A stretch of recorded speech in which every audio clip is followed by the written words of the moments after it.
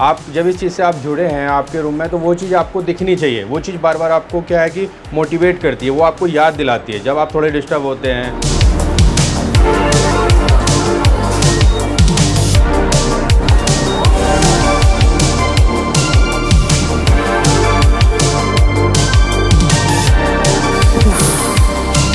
किसी भी क्षेत्र में, किसी भी फील्ड में आप जाएँ, एक तो उससे अच्छी वाइब्स आती है। आप सामने रखेंगे तो आपको एक अच्छा वो रहेगा, एनवायरनमेंट बहुत ज़रूरी है। नमस्कार, आज फिर हम आए हैं एक एस्पिरेंट का कमरा देखने कि आखिर एस्पिरेंट अपने कमरे में कितने घंटे पढ़ाई करते हैं और इस छोटे से कमरे में कैसे वो इतने बड़े सपनों को मैनेज कर पाते हैं।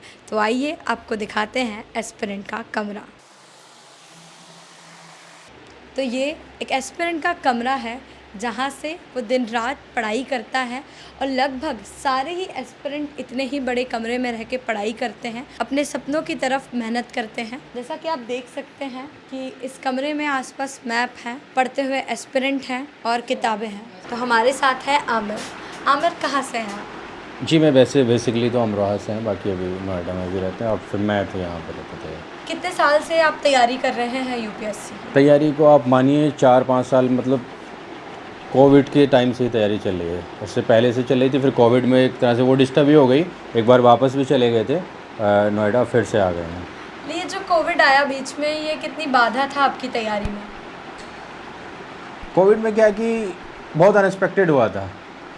रातों रात चीज़ें मतलब बदल गई, इतना किसी ने सोचा भी नहीं था कि ऐसे होगा। लगातार 2 दिन 4 दिन, मतलब एक तरह से 2 साल उसमें पूरी तरह डिस्टर्ब हो गए और फिर उन 2 साल का जो असर है वो अभी बाद तक पड़ रहा है। अच्छा, मतलब आपने अभी तक कितने अटेम्प्ट दिए हैं? 4 अटेम्प्ट हो चुके हैं, जिसमें 3 अटेम्प्ट तो दिए थे और 1 अटेम्प्ट मेरी गलती की वजह से, मतलब 3 मिनट लेट हो गया था, 2:23 पे पहुंचा था। मैंने वहाँ पे एक बड़ा रिस्की काम भी किया था जब वहाँ पे कोई नहीं आ रहा था। तो दिल्ली करावल नगर सेंटर था, मैंने गेट भी कूदा था सेंटर का। मतलब ऐसे अक्सर हो जाता है कि अभी भी बीच में भी कुछ वीडियोस वायरल हो रहे थे, ऐसे एक एक मिनट के लेट होने पर भी स्टूडेंट को अंदर जाने से मना कर देता है। तो क्या लगता है, ये मतलब प्रशासन की कहीं ना कहीं गलती है या फिर ये प्रशासन का एक स्ट्रिक्ट एक्शन सही है? आपको क्या लगता है? नहीं, देखिए, ये जैसे कोई नियम बनाया जाता है तो नियम एक होता है। उसी तरह एक यूपीएससी में या बहुत सारे एग्ज़ाम में नियम रहता है कि भाई आपको रिपोर्टिंग टाइम ये है एंड आपका क्या है कि इतने मिनट पहले, 10 मिनट 20 मिनट पहले एंट्री बंद कर जाती है। ऐसे यूपीएससी में भी है कि 10 मिनट पहले आपकी एंट्री बंद हो जाती है। बट क्या है कि अगर कुछ लोग समझदार होते हैं या थोड़ा सा अपने लेवल पे कुछ, तो वो लोग क्या होते हैं कि कई बार एंट्री दे देते हैं, क्योंकि आपको करना क्या है, सब कुछ तो वहाँ पे सेट रहता है। कोई ऐसे इतना वो होने, सिस्टम ख़राब होने वाला नहीं है, पेपर उसके बाद मिलता है। तो मेरे ख्याल में ये ऐसा नहीं होना चाहिए। और इसके बाद अगर लॉस होगा तो स्टूडेंट का होगा, उसके टाइमिंग का होगा। आप एग्ज़ाम होने की 10-15 मिनट तक के बाद तक भी एंट्री मिल जानी चाहिए अगर किसी के साथ कोई दिक्कत हुई है। अक्सर ऐसा होता है ना कि जो यूपीएससी है, वो स्टूडेंट, जब हमसे बातचीत करते हैं तो हमको पता चलता है कि स्टूडेंट का खुद का सपना नहीं, कहीं ना कहीं परिवार वालों ने उनको फोर्स किया है। तो ये जो यूपीएससी का आप तैयारी कर रहे हैं, ये आपका अपना सपना है कि या फैमिली का कोई प्रेशर है? नहीं, एक्चुअली में फैमिली का ना कोई प्रेशर है, ना फैमिली की तरफ से कुछ है।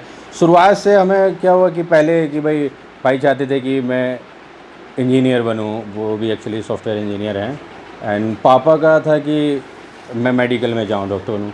बट डॉक्टर मेडिकल लाइन में मेरा इंटरेस्ट बिल्कुल भी नहीं था और इंजीनियरिंग लाइन में था। बट उस टाइम पे क्या था कि लाइन थोड़ा चेंज हो गई, कि लगा कि जब काफ़ी सुना, न्यूज़ वगैरह देखा कि ये थोड़ा अलग है, और फिर तब से मन में आ गया। तो फिर ग्रेजुएशन के बाद फिर इसका मतलब क्या कारण था कि आपने यूपीएससी को चुना? मतलब क्या कोई सोर्स ऑफ मोटिवेशन रहा या कोई कहानी रही जब आपको लगा कि नहीं, मुझे यूपीएससी ही करना है और मुझे ऑफिसर ही बनना है?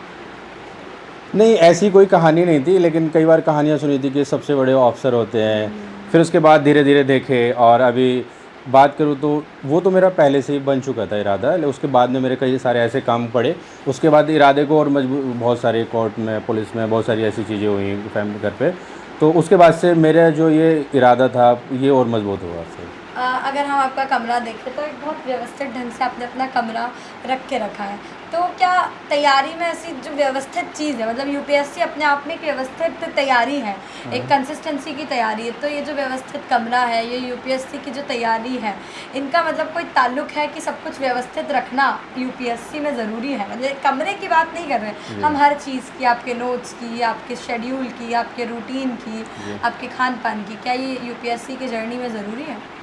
नहीं देखिए, आप बात सिर्फ यूपीएससी की नहीं है, आप अगर कहीं भी हैं तो आप चीज़ों को जो है बेहतर करने की कोशिश कीजिए, क्योंकि इससे क्या होता है कि आपकी एक हैबिट डेवलप होती है। आप में जल्दबाजी नहीं होनी चाहिए, चीज़ों को बस इसी तरह से कर ले। जैसे ये सब चीज़ें में इसमें कितना टाइम लगता है, आप सफाई करेंगे, आप थोड़ा सा सफाई कर लें, कितना 10 मिनट लगेंगे, आप और चीज़ों को अरेंज कर लेंगे। हम लोग क्या होता है कि चाय पे बाहर बैठ के 2-2 घंटे कब कर लेंगे, उसमें टाइम नहीं लगेगा, लेकिन जब बात काम की आती है तो बहुत सारे लोग कहते हैं अरे इतना डिस्टर्ब हो जाता है।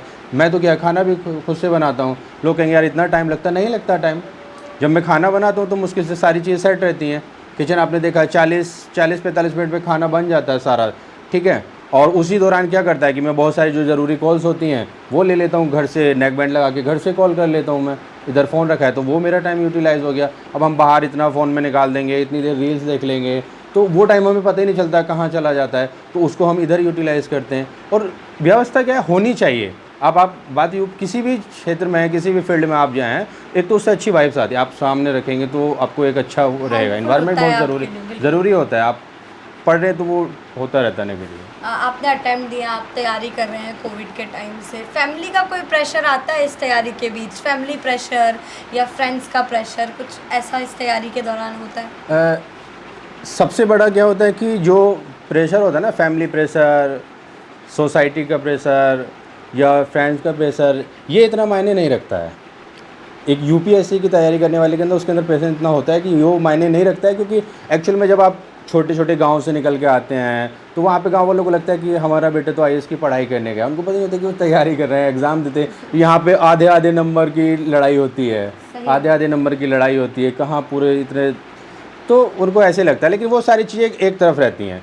बात ये कि फैमिली का आपका खुद का अगर इरादा मजबूत है तो सारे विकल्प आपके साथ निकल आते हैं। सबसे ज़्यादा जो दिक्कत करता है कि एक टाइम के बाद क्या होता है कि जो आपको अंदर से, खुद के अंदर से जो प्रेशर आता है, खुद के अंदर से वो आपको तोड़ देता है। अब वो जो फ़िलहाल चल रहा, आप जो देख रहे होंगे, अभी भी मुझे जाना है, टाइम थोड़ा लेट हो रहा होगा, क्योंकि उससे पहले अभी हम गए थे, परमिशन लेने के लिए गए थे, पुलिस परमिशन। लगातार चल रहा है, यूपीएससी के जो स्टूडेंट हैं वो 3 महीने में जो सड़क पर उतर कर आ गए हैं, ये जो चल रहा है। लोगों को लग रहा है कि भाई आंदोलन कर रहे हैं, क्या है इससे, ऐसे नहीं करना चाहिए, छात्र उपद्रव मचा, नहीं है भाई, आप नहीं समझ सकते उन छात्रों को, वो किस ट्रॉमा से गुजर रहे हैं। आप 1 साल से एग्ज़ाम है, तो आज मैं उसी के लिए, अभी भी मुझे जाना, 4 बजे से हमारा प्रोग्राम शुरू हो जाएगा और हम उससे पहले परमिशन वगैरह लेके आए, क्योंकि आज जो हमारा ये आंदोलन है ना, ये राष्ट्रव्यापी आंदोलन हो चुका है। लाइक जैसे कि 1857 की क्रांति थी ना, आपको खबरें आ रही होंगी कि भाई लखनऊ से, मेरठ से, फला जगह जगह, तो आज क्या है कि जो आंदोलन है इलाहाबाद में, प्रयागराज में चल रहा है हमारा आंदोलन, 3 दिन लगातार चलते हुए लोग भूखे प्यासे डटे हैं।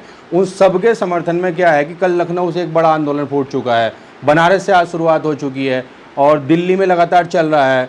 दिल्ली आज भी दिल्ली में 2 जगह पे रहेगा, बतरा पे भी रहेगा 7 बजे से, और जी 4 बजे नेहरू विहार में भी होने वाला है।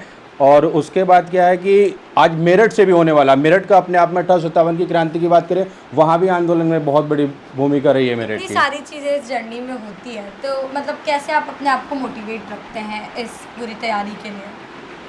मोटिवेट क्या, आपको एड फाइनली लगता है कि एक उम्मीद होती है, होप होती है, क्योंकि यहाँ पे रहने वाले लोगों के लिए ये सारी चीज़ें बड़ा नॉर्मल हो जाती हैं। उनको रिश्तेदार, फैमिली, फ्रेंड्स, शादी, विवाह, पार्टी, इवन आप बात करेंगे ना, फेस्टिवल पे भी लोग नहीं जाते हैं।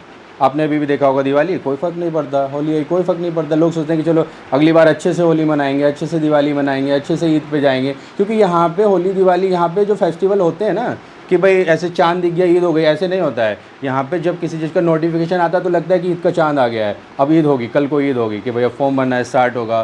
फिर लाइक इसके बाद क्या होता है कि कोई एग्ज़ाम का किसी का रिजल्ट आता है, किसी का प्रीलिम्स होता है, तो ये अपने आप में ये फेस्टिवल होते हैं। आप देखो यहाँ पे एक अलग ही माहौल होता है। यहाँ एक अलग ही माहौल है, मतलब जो दिल्ली का मुखर्जी नगर है, इसके लिए फेस्टिवल यूपीएससी है। जी जी, इसके लिए त्योहार यूपीएससी है। आप बताइए कि कभी कभी क्या होता है कि जो यूपीएससी का एस्पिरेंट होता है, वो हमने नोटिस किया है कि हम उनसे अक्सर पूछते हैं कि आपका पर्सनल और प्रोफेशनल लाइफ कैसे मैनेज करते हैं।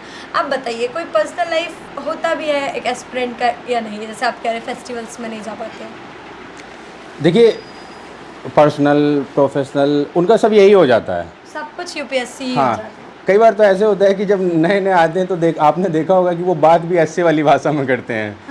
एक अलग ही जुनून होता आर्टिकल है। फॉर्म आ जाता है उनके हाँ, हर हर चीज़ चीज़ में बात करेंगे, कोई आप उनसे कुछ कह देंगे, अरे नहीं आपने ये उल्लंघन कर दिया, आपने ये ऐसे कर दिया, तो एक अलग ही है। बाकी आप सोच सकते हैं कि जो एक डिस्ट्रिक्ट को संभालने के लिए जा रहा है, जिसे एक सचिवालय मिलने वाला है, जो इस चीज़ की तैयारी कर रहा, अपने आप को 7-8 साल इसमें खपा चुका होता है, इतना सारा उसने पूरा इथिक्स पढ़ा है, एनवायरनमेंट हर चीज़ को जानता है, तो उसके लिए मैनेज करना वो सब उतना बड़ी भी बात नहीं है। कोई- लेकिन थोड़ा टाइम का इशू आता है तो वो ज़्यादा फोकस इधर ही करता है। लगातार स्टूडेंट यूपीएससी करने दिल्ली आते जी। हैं और उन्हें कहीं ना कहीं स्टार्टिंग में कोई आइडिया नहीं रहता कि कैसे सब चीज़ें मैनेज करें। तो मेरा आपसे आखिरी सवाल यही है कि जो स्टूडेंट आगे चलकर दिल्ली आएंगे उनके लिए आप क्या कहना चाहेंगे? देखिए, सबसे पहली बात है कि ये चीज़ जो है ना सबका थोड़ा अलग अलग होता है, कि बहुत सारे सवाल ऐसे पूछे जाते हैं कि भाई कितने घंटे पढ़ें। ये सवाल भी अपने आप में एकदम बेमतलब है कि सर ये कहाँ कौन सी कोचिंग से पढ़ें, किससे पढ़ें। सबसे पहले तो ये है कि अगर आप आना चाह रहे, अगर किसी का इरादा है और अगर किसी ने अपना मन बना लिया है, तो वो अगर 12th किया है उसके बाद से भी कोई चाह रहा है, तो 12th के बाद तो कोई नहीं आए, इंटरमीडिएट के बाद वो नहीं आए, एटलीस्ट ग्रेजुएशन को बड़े अच्छे से पूरा करें जहाँ से भी वो करना चाहते हैं, और जो मन बना लिया उसी के हिसाब से तैयारी करें पहले। एंड एनसीईआरटी को अपने लेवल पे उसको एक बार 2 बार 3 बार कंप्लीट करें, क्योंकि कई बार क्या होता है कि जब हम यहाँ पे बहुत जल्दी आ जाते हैं, ग्रेजुएशन से पहले आ जाते हैं, तो होता क्या है कि जो एक मेंटली होता है ना, हम एक बड़ा सेफ जोन में रहते हैं कि अरे नहीं, फ्री रहते हैं कि अभी तो 3 साल के बाद तो हम एलिजिबल ही होंगे, ठीक है, तो वो कोचिंग भी कर लेते हैं, क्लास भी सारी चीज़ें पढ़ लेते हैं। अब उसके बाद क्या होता है, 3 साल में वो खूब मौज मस्ती, पढ़ना लिखना, उतना प्रेशर नहीं होता है, तो वो सारी कोचिंग भी हो गई। अब उसके बाद क्या होता है कि असली जर्नी उसकी बाद में शुरू होती है, जब वो एग्ज़ाम देता है उसको हकीकत पता चलती है, फिर वो 4 दोस्तों से कहेगा नहीं कोचिंग नहीं लेना चाहिए, ये नहीं लेना चाहिए, क्योंकि ये सब चीज़ें अपने आप में भाई उस 3 साल का वो रिवीजन बेकार है। क्योंकि रिज़ल्ट हमेशा, जब आप कोचिंग कर रहे हैं, क्लासेस कर रहे हैं, कुछ करंट में जो चीज़ें कर रहे हैं, उसका रिजल्ट पे इफेक्ट पड़ता है, और आप एक बार कर चुके हैं तो सारी चीज़ें आपके लिए पुरानी हो जाती हैं। तो बहुत सारे लोग कई बार नई कोचिंग ज्वाइन करते हैं, कुछ लोग फिर ऑनलाइन की तरफ रास्ता अपनाते हैं। तो बेहतर यही है कि पहले इस लेवल पे अपने आप को बना लो और थोड़ा सा और मजबूत बना लो, और 3 साल वो अच्छे से ग्रेजुएशन करेंगे तो उस लाइफ को, कई बार क्या होता है बहुत लोग ग्रेजुएशन वाली लाइफ भी ख़राब कर लेते हैं। आमिर, ये कमरा है आपका इस कमरे का रेंट कितना है? ये रेंट 2 रूम है, करीब 11,000 रेंट है इसका।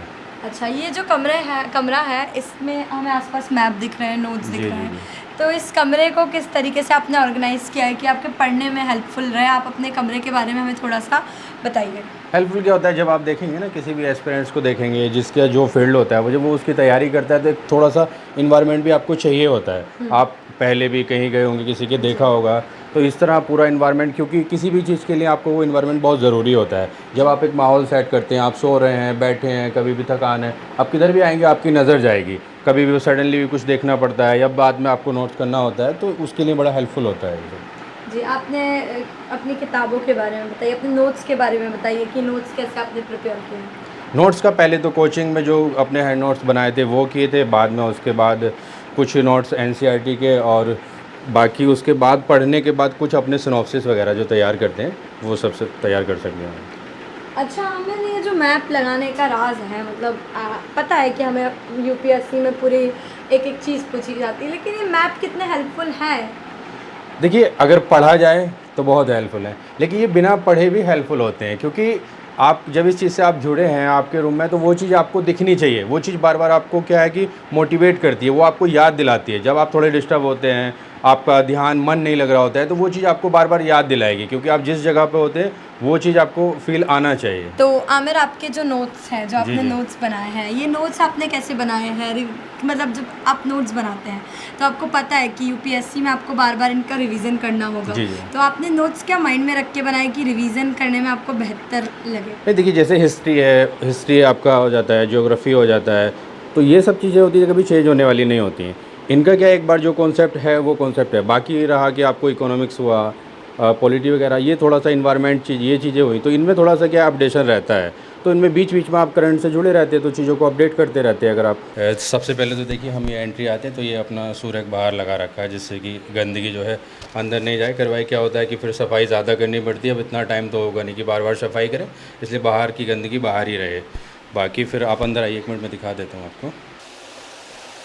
यहाँ से जब हम एंट्री करते हैं तो अपना ये है साइड में फिर ये हमने एक्चुअल में क्या है कि जो मैंने इसको सेट किया है ना वो कमरे के डिज़ाइन के हिसाब से किया है। इसमें दीवार यहाँ पे थोड़ा सा कर्व दिया गया है, ये तिरछी है दीवार, तो इसकी वजह से मैंने यहाँ पे ये रैक सेट किया है और ये अलमीरा सेट किया है। ये अलमीरा आ जाती है, अपना कपड़े वगैरह रख लेते हैं, बाकी कुछ ऑर्डर वगैरह आते रहते हैं, डब्बे खाली ऊपर रख दिए जाते हैं। बाकी तो जगह छोटी सी है तो बड़े हिसाब से अपना ये अलमीरा है, अपना ये सामान कपड़े वगैरह, क्योंकि डस्ट हो जाती है, क्योंकि यहाँ पे घर वाले धुलने वाले नहीं हैं, यहाँ पे मशीन भी नहीं रखे हैं, हम तो बार बार धुलेंगे। तो उसके बाद हम जब आते हैं तो ये थोड़ा कर्व था, इसको यहाँ पे आप बहुत छोटा सा रूम है लेकिन आप देखेंगे तो उसको बड़ा हिसाब से मैनेज किया ताकि सारी चीज़ें आ भी जाए। और फिर इसको ये हमने यहाँ पे कर दिया। फिर उसके बाद ये हमारा टेबल यहाँ पे ले लिया हमने, क्योंकि यहाँ पे ये बोर्ड लगा हुआ था, लाइट वगैरह की ज़रूरत पड़ती है, तो ये बोर्ड लगा दिया। ये छोटा सा अपना ये नोटिस बोर्ड चस्पा कर का, इस पर आपका कुछ इंपॉर्टेंस वगैरह होता है वो लिख देते हैं। कई बार कुछ रिवीजन की चीज़ें होती हैं उनको लगा देते हैं, याद हो जाती हैं, हटाते रहते हैं, बहुत ज़्यादा ऐसे लगा नहीं देते। एंड उसके बाद ये हमने इधर बेड डाल दिया है। देखिए आप अगर देखेंगे ना तो कहीं भी कुछ भी आपको ऐसे नहीं मिलेगा कि जगह बहुत ज़्यादा है। अब देखिए यहाँ अलमीरा से मिला के इसको सेट किया गया है, और इधर जस्ट इससे मिला के इसको पूरा सेट किया गया है। यहाँ इस टेबल को देखेंगे तो पूरा बेड से हमें मिलाया है। इधर आप ये देखेंगे। आमिर, आपका ये जो कमरा है इसका रेंट कितना है, और कोई भी एस्पिरेंट इस एरिया में आके रहना चाहता है तो उसको आप थोड़ा डिटेल बता दीजिए कि एरिया कहाँ पर है और कैसे यहाँ पे पहुँचे और कैसे यहाँ पे और जगह से सस्ते कमरे मिलते हैं। एक्चुअल में क्या है कि मैं भी पहले मुखर्जी नगर में रहता था, एंड उसके बाद क्या अब जब मैं फिर से वापस आया हूँ दोबारा, तो मैंने ये इधर वज़ीराबाद में जना। वज़ीराबाद में क्या है कि जब उस टाइम पे पहले तो यहाँ पे कोविड के टाइम पे या कोविड तक तो यहाँ पे उतना सेफ नहीं, थोड़ा सा वो था। अभी क्या है कि यहाँ पे सारी फैसिलिटी हो गई हैं, सारी बुक्स वगैरह, लाइब्रेरी बहुत ज़्यादा, और वहाँ से बेहतर और वहाँ से ज़्यादा सस्ती यहाँ पे हो गई हैं। तो अगर किसी को मुखर्जी नगर में रह के कोचिंग करनी है तो आसपास वो गांधी विहार, नेहरू विहार की अलावा वज़ीराबाद को प्रेफर कर सकते हैं, क्योंकि ये उनके मुकाबले सस्ता और बेहतर है। क्योंकि वहाँ पे मुखर्जी नगर में आपको जितना छोटा रूम यहाँ से 3 गुना प्राइस में मिलता है। और अभी क्या है कि जब से कोचिंग जाने का हुआ है तो सभी जगह कुछ फ़र्क आया रेट में, लेकिन यहाँ उसके बाद भी यहाँ से कम नहीं है, अभी यहाँ सस्ता है।